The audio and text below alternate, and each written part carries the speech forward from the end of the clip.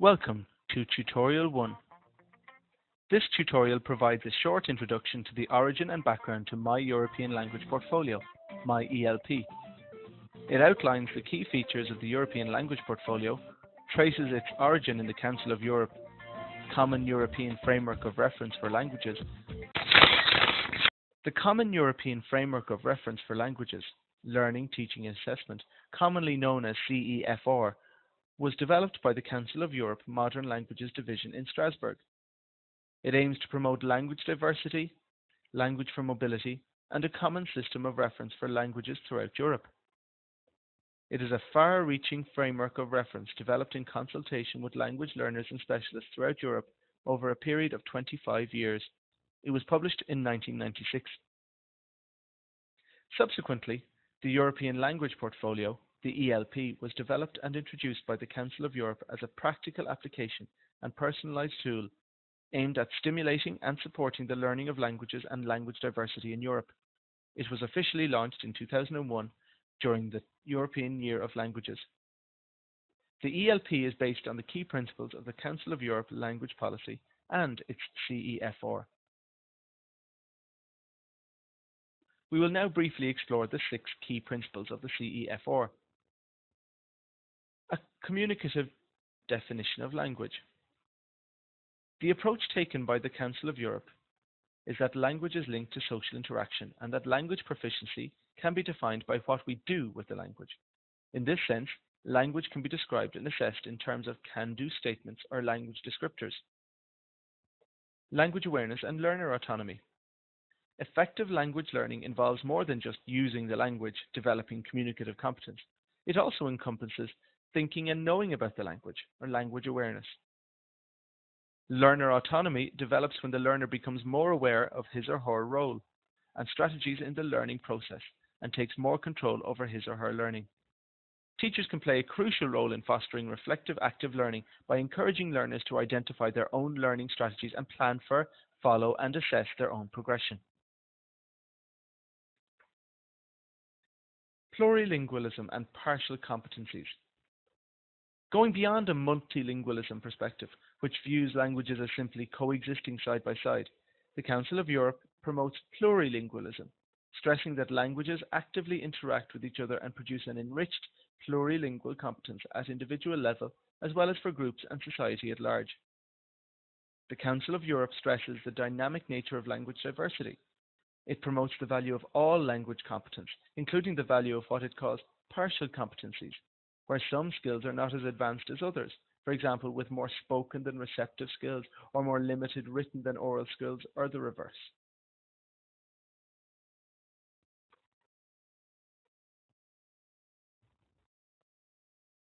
Lifelong language learning. The Council of Europe has also been promoting the idea that languages are not the preserve of the formal education system. They are learnt, or can be learnt, from infancy to old age, both in formal and informal settings. Language learning in school is only part of the process.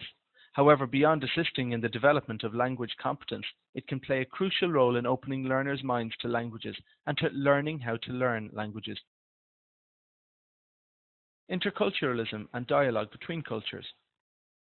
The Council of Europe also links interculturalism to plurilingualism. In the same way as plurilingualism differs from multilingualism in its notion of interaction and enrichment, interculturalism implies a process of interaction and enrichment between cultures, rather than just a juxtaposition of cultures. Languages are central to the need for individuals from different cultures to engage in a meaningful dialogue with each other. European citizenship and mobility. The role of languages and the value of plurilingualism are stressed in the context of the development of a European identity respectful of diversity. Languages and language learning facilitate active participation and mobility of workers as well as of all citizens. The European Language Portfolio is expected to contribute to this mobility. As mentioned before, the CEFR and the ELP are based on a communicative definition of language. Within this definition, 5 language skills are identified. Besides listening, reading, and writing, it identifies 2 forms of speaking: spoken interaction, which implies two-way communication, such as asking, explaining, taking part in a conversation, and spoken production, which is entirely controlled by the speaker, such as talking, telling, presenting, describing, or even singing. The Council of Europe has defined 6 broad levels of language proficiency, within the 3 stages of basic, independent, and then competent user. These are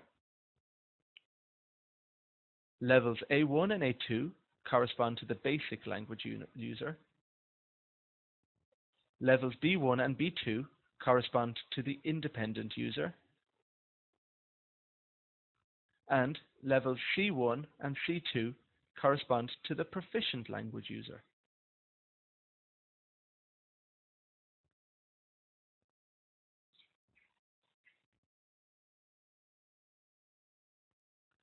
On this slide, you can see the CEFR self-assessment grid.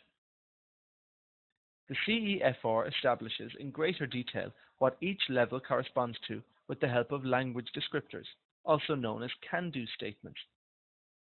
In this grid, the 5 language skills on the left combine with the 6 proficiency levels across the top in order to identify what would be expected in each skill and at each level through a can-do statement. This self-assessment grid has become a standard form from which more specialized assessment grids have been developed. In the context of primary languages, it has also been rephrased for younger learners. As an illustration of the progression between levels within one skill, we may look, for example, at can-do statements for listening across on the first line of the grid.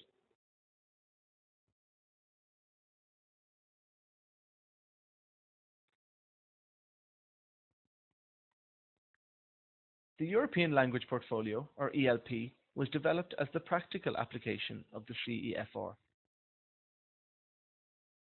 It is an individual tool or portfolio of documents which allows language learners to reflect on and showcase their language learning and ultimately provide a record of their linguistic identity. All ELPs have the following key features in common. They are the property of the learner. It is a personal document filled in and compiled by the individual language learner and retained by him or her for future use. They have 2 functions: reporting or documenting a person's language skills and experiences, and providing support to language learning through a pedagogical function. All ELPs contain 3 components: a language passport, a language biography, and a dossier. All ELPs promote the 6 key principles of the CEFR as seen earlier.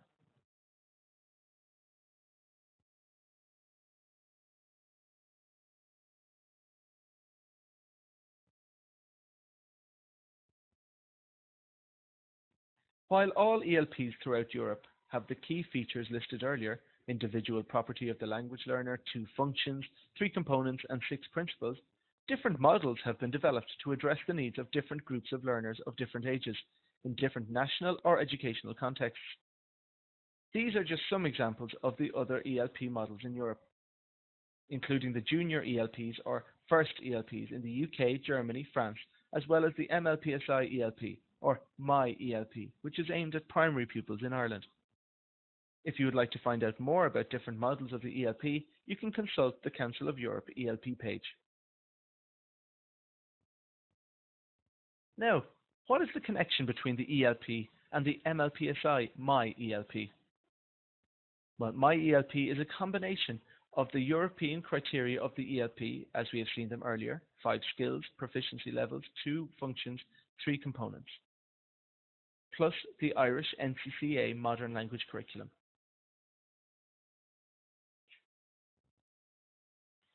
MyELP pack is made up of a blue plastic folder containing the 3 required components of My Language Passport, My Dossier, My Language Biography.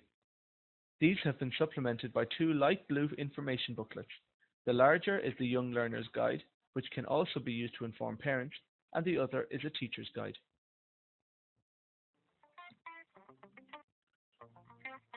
There is a common European framework of reference so that language learning is standardized across Europe.